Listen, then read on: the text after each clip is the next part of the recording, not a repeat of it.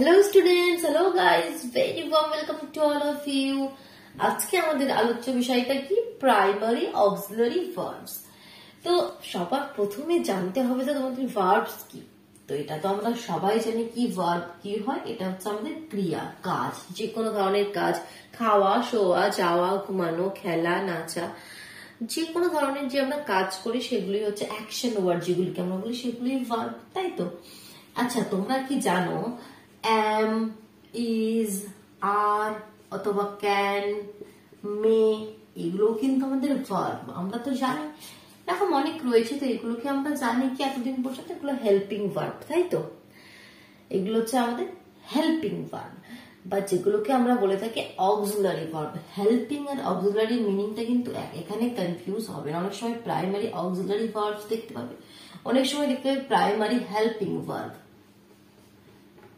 Primary helping verb. তো দেখো, তো প্রথমত একটা সেন্টেন্সের মধ্যে দেখো মেন ভার্ব আর হেল্পিং ভার্ব, দু ধরনের ভার্ব থাকে, তাই তো?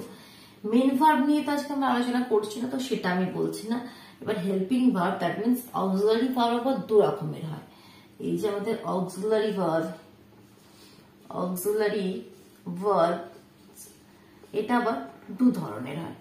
একটা হচ্ছে তোমাদের প্রাইমারি অক্সিলারি ভার্বস, যেটা আমি লিখেছি, যেটা আজকে আমাদের আলোচ্য বিষয়, প্রাইমারি অক্সিলারি ভার্বস।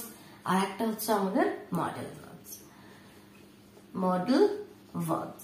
তো এটা নিয়ে মডেল ভার্ব নিয়ে অলরেডি একটা ভিডিও আপলোড করা হয়ে গেছে। তো যেমন মডেল ভার্ব কোনগুলো, যেগুলো আমাদের can, could, may, might, will, would, shall, should, এগুলো হচ্ছে আমাদের মডেল ভার্ব। তো এটা যদি তোমরা দেখতে চাও, তোমরা তাহলে চ্যানেলে ভিজিট করো।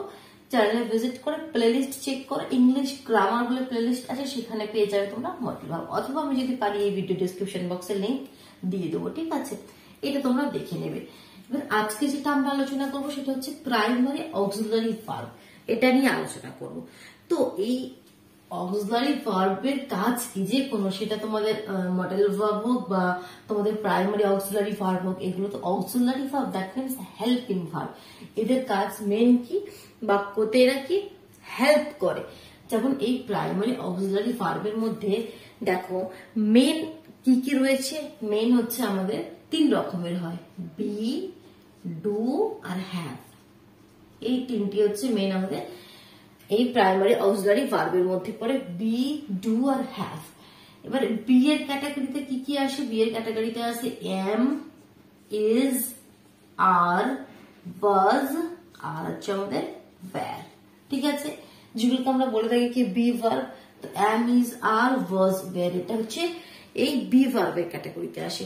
ডু ভার্বের ক্যাটাগরিতে কি কি আসে?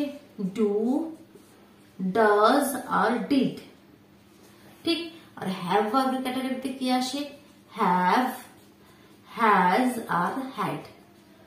এগুলো হচ্ছে আমাদের মেন, এগুলো হচ্ছে আমাদের প্রাইমারি অক্সিলারি ভার্ব। ঠিক বোঝা গেল আগে কি আমাদের যে আলোচ্য বিষয়টা আজকের প্রাইমারি অক্সিলারি ভার্ব, সেগুলো কোনগুলো, কোনগুলো নিয়ে আমরা কথা বলবো আজকে? am, is, are, was, were, do, does, did, have, has, had, এগুলো নিয়ে আমরা আজকে আলোচনা করব। এবার এই প্রাইমারি অক্সিলারি ভার্বের অ্যাকচুয়ালি মেন কাজটা কি, যে কোনো সেন্টেন্সের মধ্যে এর মেন কাজটা কি, কি হেল্প করে? এটা হচ্ছে মেন আমাদের যে কোনো সেন্টেন্সের স্টেট কি, সেটা কোন টেন্সে আছে, ঠিক আছে, সেটা জানতে সাহায্য করে। যেমন মনে করো আমি এখানে লিখছি he is writing a letter. আবার আমি লিখলাম হি ওয়াজ রাইটিং আ লেটার। আমি কন্টিনিউয়াস টেন্সে দুটো সেন্টেন্স লিখলাম। এখানে দেখো ভার্ব কোনটা, মেইন ভার্ব কোনটা? রাইটিং, লেখা, এটাই তো এখানে মেইন ভার্ব। তো আমরা যদি ইজ ওয়াজটাকে সরিয়ে দিই, এই রাইটিং আর লেটার, এটা দেখে কি আমরা বলতে পারবো কি এটা কোন টেন্সে রয়েছে, প্রেজেন্ট না পাস্ট? তো এখানে কোনটা দেখে আমরা বলি এটা কোনটা প্রেজেন্ট টেন্স? এখানে ইজ দেখে আমরা বলছি কি এটা প্রেজেন্ট কন্টিনিউয়াসে রয়েছে। এটা ওয়াজ দেখে তবেই তো আমরা এটা বলছি এটা পাস্ট কন্টিনিউয়াসে রয়েছে। তো এই বি ভার্ব গুলোই আমাদের এটা জানতে সাহায্য করে কি সেন্টেন্সটা প্রেজেন্টে বর্তমানের কথা হচ্ছে বা ভবিষ্যতের কথা হচ্ছে বা পাস্টের কথা হচ্ছে, অতীতের কথা হচ্ছে, তাই তো? এটাই তো, এই বি ভার্ব গুলো কিন্তু আমাদের বলে দেয় কি এটা কোন টেন্সে রয়েছে, কোন সময়ের আমরা কথা বলছি। তো এটা হচ্ছে মেন কাজ। এবার আমরা প্রতিটা যে আমাদের অক্সিলারি ভার্ব রয়েছে, বি হচ্ছে এদের হেড, মানে মেন বি। অনেক সময় এই যে তোমাদের প্রাইমারি অক্সিলারি ভার্ব গুলো রয়েছে, এটা সবসময় যে হেল্পিং ভার্ব হিসেবে কাজ করে তাও নয়, কখনো কখনো এরা বাক্যের মেইন ভার্ব হিসেবেও কিন্তু কাজ করে। এরকম সেন্টেন্সের তোমরা কম উদাহরণ পাবে, বেশিরভাগ ক্ষেত্রে ম্যাক্সিমাম ক্ষেত্রে এটা হেল্পিং ভার্ব হিসেবেই কাজ করে। বাট এমনও সেন্টেন্স যেখানে মেইন ভার্ব নেই, তখন কিন্তু এই বি ভার্ব, ডু ভার্ব বা হ্যাভ, এই প্রাইমারি অক্সিলারি ভার্ব গুলোই কিন্তু মেইন ভার্ব হিসেবে কাজ করে। আমি উদাহরণ দেব, তোমরা সমস্তটা ক্লিয়ার করতে পারবে। এবার দেখো আমি এক এক করে তিনটা আলোচনা করছি, একদম প্রথম থেকে বি থেকে স্টার্ট করছি। তো প্রাইমারি অক্সিলারি ভার্ব কি আর সেগুলো কি কাজ, এত পর্যন্ত ক্লিয়ার হলো, এখানে আর কোনো ডাউট নেই। ভার্ব, সেন্টেন্সের মধ্যে ভার্ব থাকে আমাদের দু ধরনের, একটা মেইন ভার্ব আর একটা হচ্ছে আমাদের helping verb. Helping verb that means auxiliary ভার্বের মধ্যে একটা হচ্ছে প্রাইমারি অক্সিলারি, একটা হচ্ছে আমাদের যেটা মডেল ভার্ব বলে থাকি, মডেল অক্সিলারি ভার্ব। তো সেটা নিয়ে আমি এখন আলোচনা করছি না, আমাদের আলোচ্য বিষয় প্রাইমারি অক্সিলারি ভার্ব। তো সবার প্রথমে আমরা বি ভার্ব যেটা বললাম সেটা, তো সেটা কি কি আমাদের বললাম, am, is, are, was আর তোমাদের were, তাই তো? am, is, are আমরা প্রেজেন্ট টেন্সের ক্ষেত্রে ব্যবহার করি, প্রেজেন্ট টেন্সের ক্ষেত্রে ব্যবহার করি, আর was, were আমরা পাস্ট টেন্সের ক্ষেত্রে ব্যবহার করি, তাই তো? তো দেখো এবার আমি এক্সাম্পল যেমন লিখছি, এবার এই am, is, are এগুলো আমাদের সাবজেক্ট অনুযায়ী আমাদের চেঞ্জ হয়ে, যেমন I এর সঙ্গে am, he is, she is, এগুলো তোমরা জানো আশা করি। আর দেখো এবার আমি সবার প্রথমে কিছু সেন্টেন্স লিখে নিই, যেমন আমি লিখি I am playing, I am playing, I am playing। তারপর আমি লিখছি he is playing, অথবা নেক্সট সেন্টেন্স মনে করো লিখছি he is going to school, he is going to school, he was going to school, I am a teacher, I am a girl। ঠিক, আমি এখানে পাঁচটা সেন্টেন্স, ছটা সেন্টেন্স লিখলাম। এবার এগুলো নিয়ে আলোচনা করছি। দেখো প্রথমে আই অ্যাম প্লেইং, এটা কি একটা প্রেজেন্ট কন্টিনিউয়াস টেন্সের আমি একটা উদাহরণ দিয়েছি, কি আমি খেলিতেছি, আই অ্যাম প্লেইং। তো এখানে মেইন ভার্ব কি আমাদের এটা, আর এখানে হেল্পিং ভার্ব কি, তাই তো? এখানে এটা হচ্ছে আমাদের helping verb, primary auxiliary verb এটা। তো এই অ্যামটাই আমাকে বলে দিচ্ছি কি এটা কোন টেন্সে রয়েছে, আমাদের প্রেজেন্ট টেন্সে, আমি এখন খেলার কাজটা করছি, আই অ্যাম প্লেইং। তো similarly he is playing, he is going to school, say school যাইতেছে, বাট ওটা যখন হি ওয়াজ গোয়িং টু স্কুল, মানে সে স্কুল যাইতেছিল, পাস্ট টেন্সের কথা হয়ে গেল, তাই তো? তো এখানে কি সব একটা করে মেইন ভার্ব রয়েছে, এগুলো কি করছে, সব হেল্পিং ভার্ব হিসেবে কাজ করছে। এবার আমি যদি বলি আই অ্যাম আ টিচার, তো এখানে কি কোনো মেইন ভার্ব রয়েছে? যদি অ্যামটাকে ভুলে যাও, টিচার তো একটা ভার্ব নয়, ওটা তো একটা নাউন, তাহলে এখানে দেখো মেইন ভার্ব নেই, তখন কিন্তু এই অ্যামটাই আমাদের মেইন ভার্ব হিসেবে কাজ করছে। যখন সেন্টেন্সের মধ্যে আমাদের মেইন ভার্ব থাকে না, তখন কিন্তু এই অ্যাম, ইজ, আর এই বি ভার্ব গুলো আমরা কিন্তু ব্যবহার করি। মানে অ্যাম, ইজ, আর শুধুমাত্র যে কন্টিনিউয়াস টেন্সের ক্ষেত্রেই ব্যবহার হয় তা কিন্তু নয়, যখন সেন্টেন্সের মধ্যে মেইন ভার্ব থাকে না তখন কিন্তু আমরা এগুলো আমরা ব্যবহার করি, am, is, are. Similarly I am a girl, he is a boy, এখানে কেন এগুলো থাকে, কারণ হচ্ছে এখানে মেইন ভার্ব নেই, সেন্টেন্স গুলোর মধ্যে কোনো মেইন ভার্ব নেই, যার জন্য আমরা এই ভার্ব গুলো ব্যবহার করি। নেক্সটটা কি, ডু, ডাজ আর ডিড, এটা বি ভার্বটা ক্লিয়ার। আচ্ছা, ওয়াজ ভার্বটা বলা হয়নি, সেটা একবার বলে দিই। পাস্ট টেন্সের ক্ষেত্রে ওয়াজ ভার্ব, যেমন এখানে আই অ্যাম প্লেইং এর জায়গায় আই ওয়াজ করে দাও, আই ওয়াজ প্লেইং, অর্থাৎ আমি খেলিতে ছিলাম আগে, পাস্ট টেন্সের ক্ষেত্রে আই ওয়াজ প্লেইং। আর ওয়্যার যখন মনে করো অনেক কেউ রয়েছে, যেমন উই, একের থেকে বেশিতে আমরা কি বলি উই ওয়্যার, তখন আমরা কি লিখবো উই ওয়্যার প্লেইং, আমরা খেলিতে ছিলাম। পাস্টের কথা বলছি উই ওয়্যার প্লেইং। তো সিম্পলি ওয়াজ ওয়্যার মানে কি আমরা পাস্ট টেন্সে চলে যাব, আর কিছু নয়। এবার আমরা যেটা বলছিলাম নেক্সট ডু ডাজ আর ডিড নিয়ে আলোচনা করব। দ্যাট মিনস যেটা আমাদের ডু ভার্ব, এটা আমি ক্লিয়ার করে দিচ্ছি। এটা যদি তোমাদের না হয় একটা ভিডিও পজ করো, করে নোট করে নাও, ঠিক আছে? যে তোমাদের সুন্দর করে নোট করে রেখে দাও, পরে সুন্দর করে ডিটেলস এটাকে আবার রিভাইজ করবে। নেক্সট আসছে আমাদের ডু। তো ডু এর মধ্যে আমাদের কি রয়েছে ডু, ডিড আর হচ্ছে আমাদের ডু ডিড ডাজ, তাই এই তিনটি রয়েছে। তো যার মধ্যে ডু আর ডাজ হচ্ছে আমাদের প্রেজেন্ট টেন্সের ক্ষেত্রে, আর ডিড হচ্ছে আমাদের পাস্ট টেন্সের ক্ষেত্রে আমরা ব্যবহার করি। আচ্ছা, এই ডু ডিড ডাজ কখন আছে আমাদের? কোন ধরনের সেন্টেন্স লিখতে গেলে আমাদের এই ডু ডিড ডাজ আসে বলতো? আমরা যে কোনো ধরনের ইনডিফিনাইট টেন্সে যখন নেগেটিভ কোনো সেন্টেন্স লিখি, যেমন দেখো আমি ইনডিফিনাইট টেন্সে একটা আমি যে কোনো এক্সাম্পল দিচ্ছি, অ্যাফার্মেটিভ মে প্রেজেন্ট ইনডিফিনাইট বা পাস্ট ইনডিফিনাইট। মনে করো আই প্লে,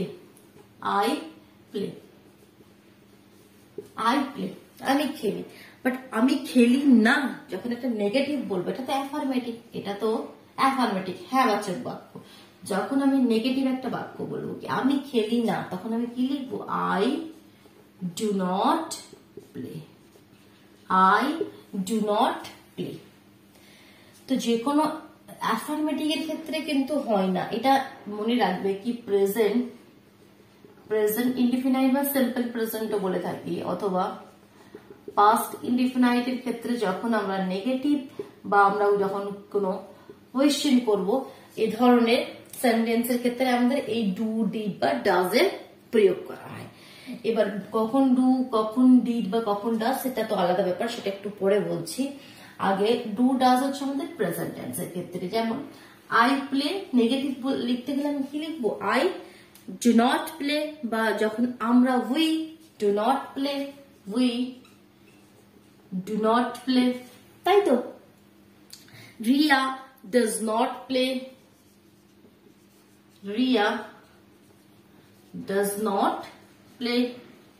তো রিয়ার সঙ্গে ডাজ কেন হলো?